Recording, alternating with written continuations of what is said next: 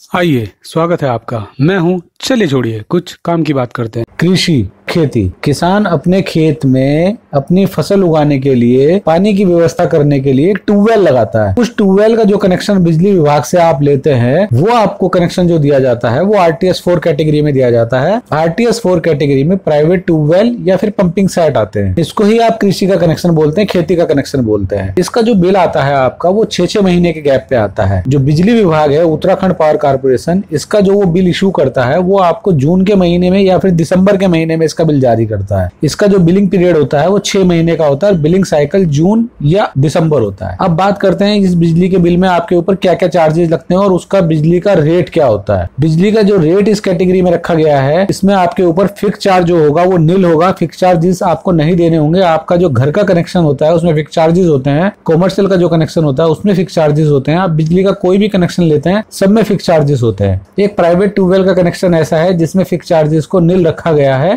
आपको कोई fix charges नहीं देना है। घर का बिल और दुकान का बिल हर महीने आता है या 2 महीने के गैप पे आता है। लेकिन जो प्राइवेट ट्यूबवेल का बिल है, जो कृषि के लिए कनेक्शन दिया गया है, उसका बिल 6-6 महीने के गैप पे आता है। रेट ऑफ चार्ज क्या होते हैं? तो जो RTS 4 कैटेगरी का कृषि का प्राइवेट ट्यूबवेल का जो बिल बनता है, उसके अंदर जो फिक्स चार्ज है वो नील रखा गया है। आपको फिक्स चार्जेस नहीं देना है। और जो एनर्जी चार्ज का रेट है वो ₹2.08 पर kWh। जो भी आपके मीटर में kWh की यूनिट आ रही होगी, उस पे आपको ₹2.08 से एनर्जी चार्ज देना होगा। मान लीजिए हम देखते हैं किसी के कनेक्शन में 5000 यूनिट आ गई है, तो 5000 यूनिट का बिल कैसे बनेगा? 5000 यूनिट पर आपको ₹2.08 से एनर्जी चार्ज देना होगा, जिसका बिल 10,400 रुपए बन गया है। फिक्स चार्जेस आपका इस कैटेगरी में नहीं है तो ये नील हो जाएगा, ये आप पे चार्ज नहीं होगा। इलेक्ट्रिसिटी ड्यूटी जो है वो भी नील है, उसका भी कोई चार्जेस नहीं है, वो भी नील हो जाएगी। UPCL के द्वारा FCA चार्ज एप्लीकेबल किया गया है। जी हाँ, FCA चार्ज या एडिशनल EC। अभी वर्तमान में FCA चार्ज एप्लीकेबल है, जो 1 जुलाई 2021 से 30 सितंबर 2021 तक के लिए रखा गया है। इसके जो रेट हैं वो 2 पैसे हैं। तो आपकी जितनी भी टोटल यूनिट आई है 5000, उसका 2 पैसे से आप मल्टीप्लाई कर देंगे तो ये आपके बिल में चार्ज हो जाएगा। ये आपके बिल में जो जून के बाद अगर आपका बिल बनेगा तो उसमें ये चार्ज होगा। जून से पहले जो आपका बिल बना है उसमें ये चार्ज नहीं होगा, क्योंकि 30/6/2021 तक FCA चार्ज नहीं था। तो बस इतना ही आपके बिल में चार्ज होना है। एनर्जी चार्ज ₹2.08 से 10,400 हो गया है। FCA चार्ज अगर आपका जुलाई के बाद का बिल बन रहा है तो आपको 100 रुपीज देना है, नहीं बन रहा है तो आपको ये नहीं देना होगा। तो आपका टोटल बिल 10,400 रुपए